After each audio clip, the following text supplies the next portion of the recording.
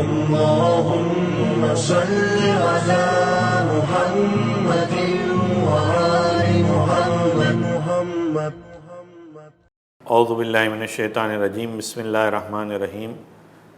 الحمد للہ الولی الحمید الحکیم المجید الفعال لما یرید خالق الخلق ومدبر الامر ومنزل القطر رب السماء والارض والدنیا والآخرہ وارث العالمین وخیر الفاتحین ثم الصلاۃ والسلام علی سید الانبیاء والمرسلین خاتم النبیین سیدنا و نبینا و مولانا بالقاسم محمد.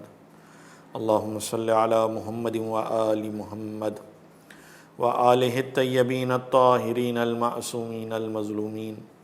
اما بعد فقد قال سبحانہ وتعالی فی القرآن المبین والفرقان الحکیم. بسم اللہ الرحمن الرحیم.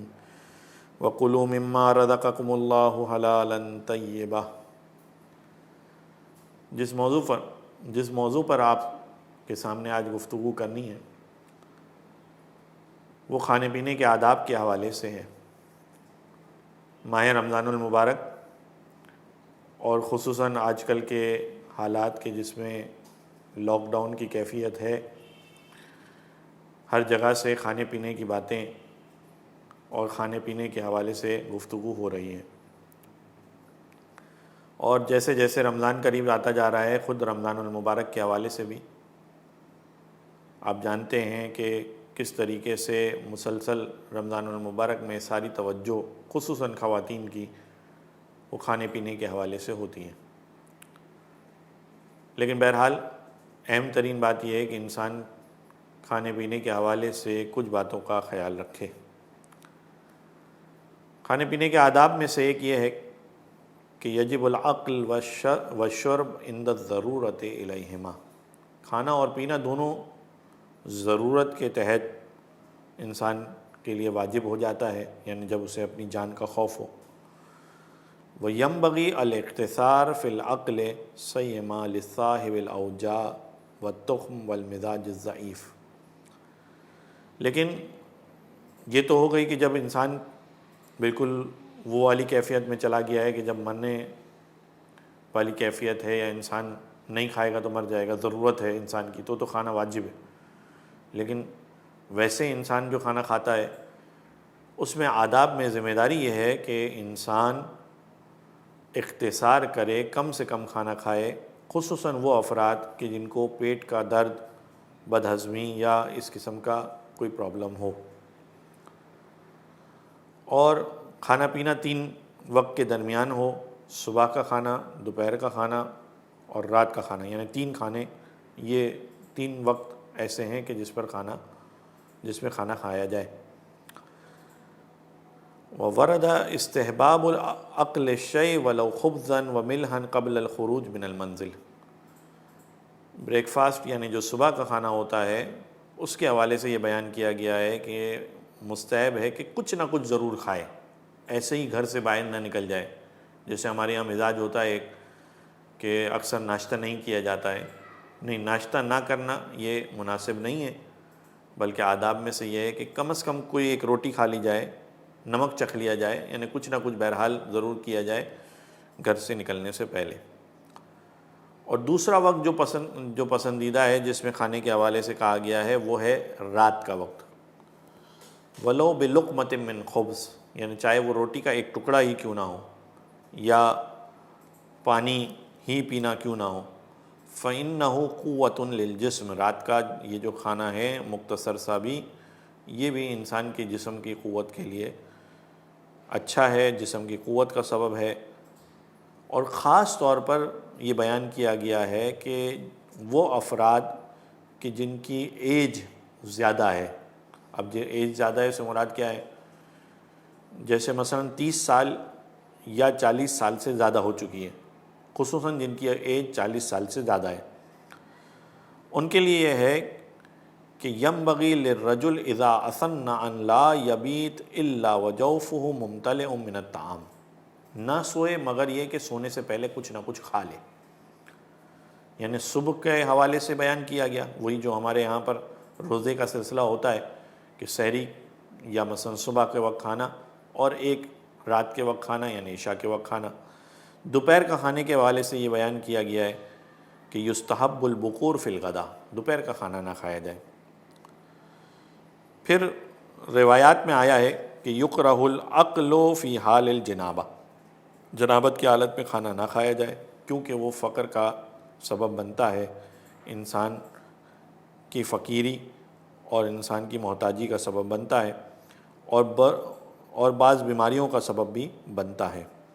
ہاں یہ کراہت کم ہو جاتی ہے اگر انسان ہاتھوں کو دھو لے اور کلی کر لے۔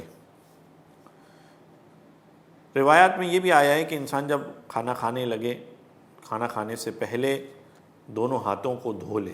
قبل اکل الطعام یستحب غسل الیدین جمیعا، دونوں ہاتھوں کو دھوئے۔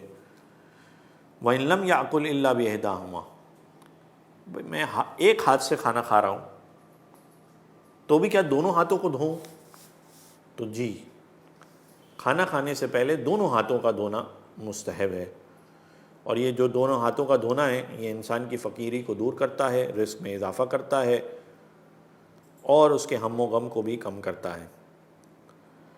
اس سے فرق نہیں پڑتا کہ وہ جو کھانا کھا رہا ہے وہ کوئی مائع چیز ہے، یعنی پینے کی چیز ہے، ایسی چیز ہے جیسے سوپ وغیرہ، یا مثلا کوئی روٹی وغیرہ ہے، یا وہ مثلا کسی چمچ وغیرہ سے کھا رہا ہے، بلکہ کھانا کھانے سے پہلے ہاتھ دھوئے، چاہے ان سارے امور کے ساتھ ہی کیوں نہ ہو۔ کھانا کھاتے وقت کس طرح سے بیٹھے؟ یستحب ان یجلس عند ارادۃ الاکل جلسۃ العبد، جیسے ایک غلام بیٹھا کرتا ہے اس طریقے سے انسان بیٹھ کر کھانا کھائے، یعنی تواضع کے ساتھ، انکساری کے ساتھ۔ وورد ان النبی کان یجلس عند الاکل علی نحو جلوس التشہد، اور روایت میں آیا ہے کہ اللہ کے رسول کس طرح سے بیٹھا کرتے تھے؟ اللہ کے رسول جس طریقے سے تشہد میں بیٹھا جاتا ہے ویسے بیٹھا کرتے تھے۔ پھر روایات میں آیا ہے کہ یکرہ الاکل علی السریر، بیڈ پر جہاں پر انسان سوتا ہے، بیڈ وغیرہ پر بیٹھ کر کھانا کھانا یہ مکروہ ہے، پسندیدہ نہیں ہے۔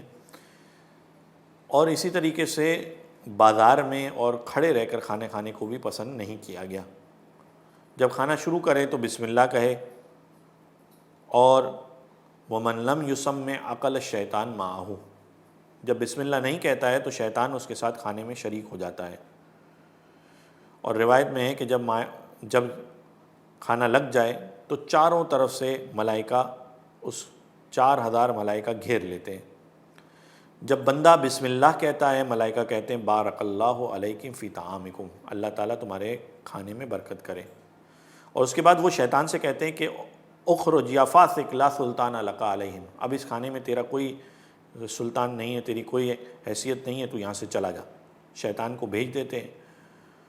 جب کھانے سے انسان وہ بندہ فارغ ہو جائے، فقالوا الحمدللہ، جب وہ الحمدللہ کہتا ہے کھانا کھانے کے بعد، تو ملائکہ کہتے ہیں قوم انعم اللہ علیہم، یہ وہ قوم ہے جس پر اللہ نے اپنی نعمت کو نازل کیا، فعدوا شکر ربہم، تو انہوں نے اللہ کا شکر ادا کیا۔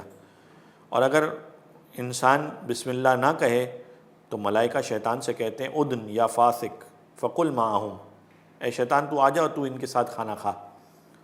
وَإِذَا رَفَعَتِ الْمَائِدَةُ، جب کھانا اٹھ جائے، کھانا تمام ہو جائے اور اللہ کا ذکر نہ لے تو ملائکہ کہتے ہیں کہ یہ کیسی قوم ہے کہ انعم اللہ علیہم، اللہ تعالیٰ نے ان پر نعمت نازل کی، فنسوا ربہم، لیکن انہوں نے اپنے رب کو یاد نہیں کیا، بھلا دیا۔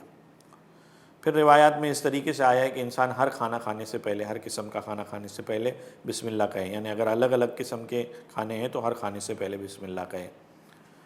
اسی طرح اگر کوئی بات وغیرہ کی ہے، کوئی بات کھانے کے دوران میں کی، تو جب دوبارہ کھانا کھانا شروع کرے تو پھر بسم اللہ کہے۔ مستحب ہے کہ اللہ کی حمد بیان کی جائے بسم اللہ کے بعد، یعنی کیا کہا جائے؟ مثلا کہا جائے بسم اللہ والحمد للہ رب العالمین، اور اس کے بعد پھر انسان اپنے کھانے کا جو لقمہ ہے اسے منہ میں ڈالے۔ روایت میں ہے کہ غفر اللہ لہ ذنوبہ، اللہ تعالیٰ اس کے گناہ کو معاف کر دیتا ہے اس سے پہلے کہ لقمہ اس کے پیٹ میں پہنچے۔ پھر روایات میں یہ آیا ہے کہ انسان